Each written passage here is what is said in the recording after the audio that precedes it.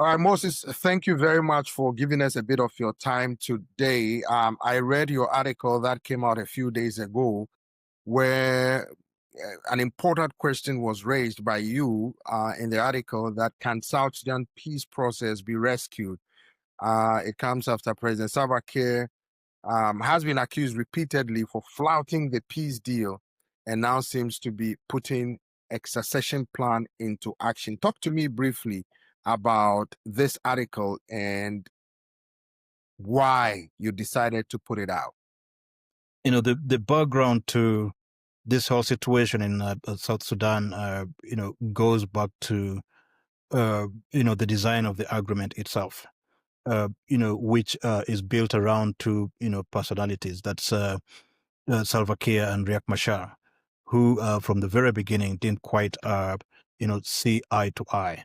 So from the onset, when the peace agreement was signed, you have two people who were in total disagreement and perhaps incapable of ever agreeing, being left in charge of running a country. So naturally, they were bound to disagree. So our article was motivated by that.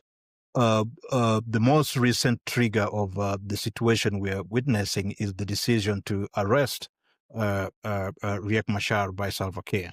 And that decision has progressively led to a deterioration of security in the country, on the one hand, and on the other, obviously, to you could say, complete abrogation of the peace agreement that is currently holding the country.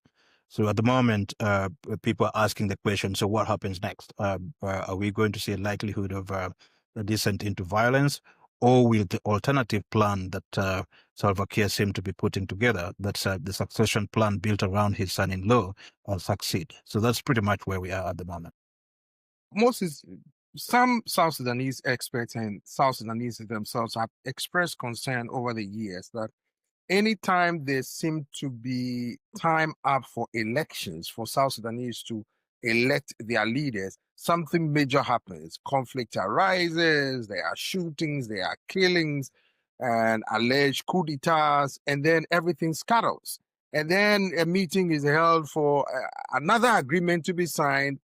And then when election time approaches, this repeats itself all the time. What is the key issue here? I think the challenge is that neither the opposition nor the government would want to have an election in South Sudan. The point being that none of them, the Riek Machar camp, the Salva Kiir camp, and all the other armed and unarmed groups are very unsure what exactly would happen in an election, whether they would come out victorious or not. Given that most of them have sold themselves as being particularly attractive attractive to the populace. They just don't know what would happen. So none of them is interested in an election.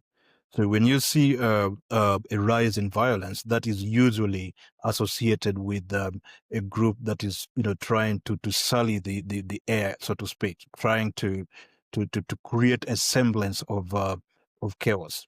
That having been said, I don't think South Sudan has the legal and the bureaucratic infrastructure to hold an election at this point in time. So they're really also just genuinely not ready, on top of not wanting it. So there's a confluence of factors that typically come to play that then leads to a postponement. Unfortunately, the international community has also played into this. Every time an election comes near, many in the international community remind the government that they're not ready. Naturally, the government has also used that, as a ruse to postpone. I mean, after all, we're being told we're not ready for an election. So what do? We postpone it. But bottom line is that nobody wants an election in South Sudan at this point in time. In your article, you raised the issue of a succession plan being implemented by President Salva Kiir at the moment, who there are rumors that he might not be too well physically to lead the country in the next few years. But how realistic is this plan? And wouldn't this plan undermine the several peace agreements signed to restore some form of normalcy for the latest African nation? I wouldn't want to speculate about the health of President Salva Kiir, because we've done so for a very long time. He always seems frail, but things don't go in the direction that many hope they would go. So it's not probably a very useful exercise to speculate about how well he is or not. That having been said, it's clear to all that are observing developments in South Sudan that a plan is in place, and that plan is unfolding.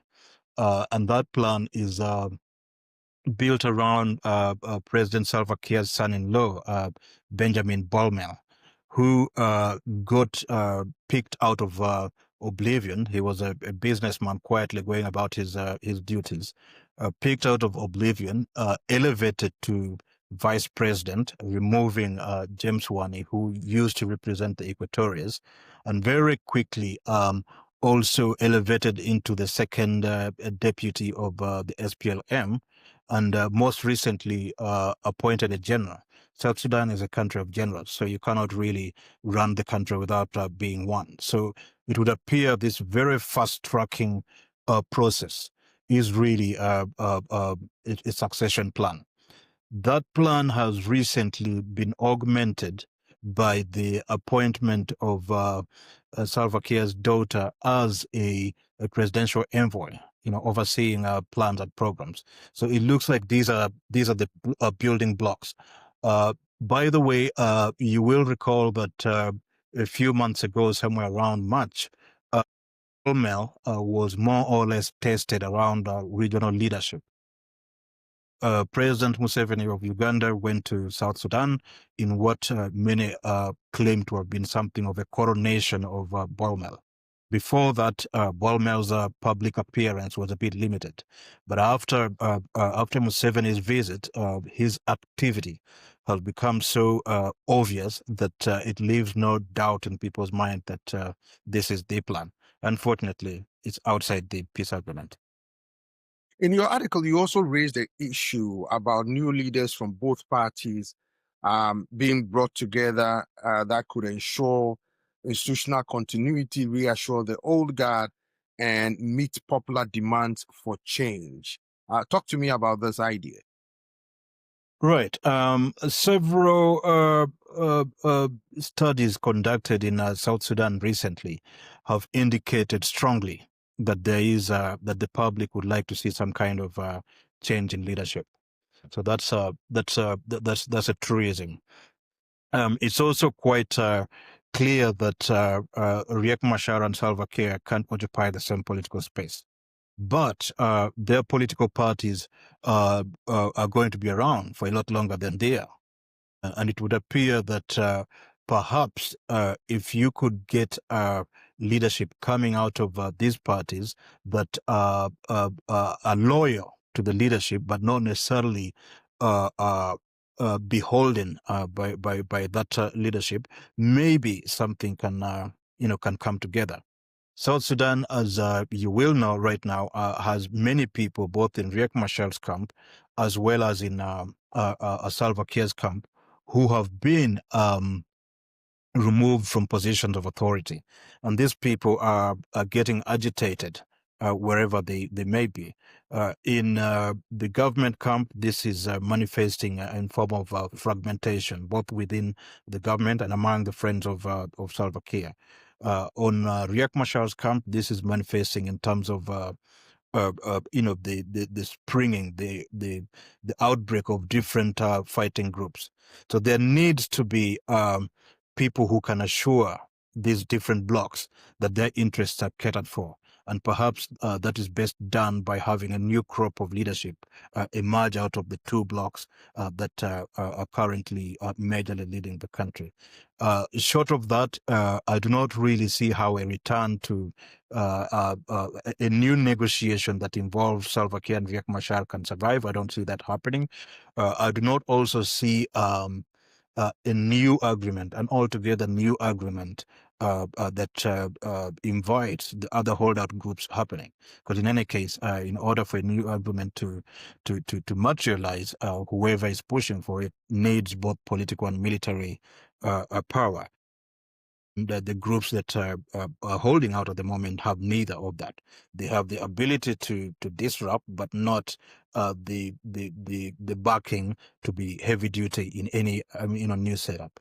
So really, what South Sudan seems to be left with is a new crop under existing framework, but without the existing leadership that has a slightly different trajectory for the country. Some have suggested that perhaps there should be a mechanism that would hold leaders accountable to the people, that will force them to make the tough choices for elected governance, because numerous agreements have been signed, promises have been made, yet the people of South Sudan appear not to have known peace over the years. Is this even feasible to restore some form of normalcy and peace in South Sudan? Short of an act of God, I really don't know what would change South Sudan. Because there's many factors that came together here in a horrible mix. First of all, South Sudan is a country that has not really grown. We're talking about a state that has not been built. So the very first responsibility here is one about building the state. On the one hand. On the other, you're talking about SPLM /A, which is a rebel group, if you could put it that way, that has not really transitioned into becoming a political party. So you have military men who have not transitioned into civilians running a state that has not become a state in a clear sense of the word. You've got no institutions in place. You've got almost no ability by the government to provide, normal state services. So under such a circumstance, it's really hard to start talking about the lofty ideals of a functioning government or the lofty ideals of democracy. Maybe there are ways in which we could put some of these things in pause and perhaps focus on building the state, focus on ensuring that the state is able to actually function, to control its borders, to control the different armed groups before we can start throwing into the mix the more emotive issues like elections and. In view of your article, where do you think South Sudan can go from here? Unfortunately, right now it looks like it's going south, as it were. There's all the indicators that you would need to have a conflict erupt are in place. So my fear is that we are heading for a relapse. Although I would have preferred better, but everything that would bring about a relapse is in place. If the region, that is the IGAD region, doesn't step in pretty soon and try to support the government to avoid this catastrophe, I don't see anything that will stop it. And I say this in part because there's already fears that there is a plan to assassinate Riek Machar. And in South Sudan, rumor travels fast. With that rumor, there's been heightened agitation. In the Upper Nile, the White Army is not stepping down. That tensions are rising. And we also know that in South Sudan, whenever tensions rise, armies fragment and the different generals start doing their own thing. So there's really a situation that is just a matchstick away from combustion. We'll continue this conversation another time. Moses, thank you very much for giving us a bit of your time today. We appreciate it.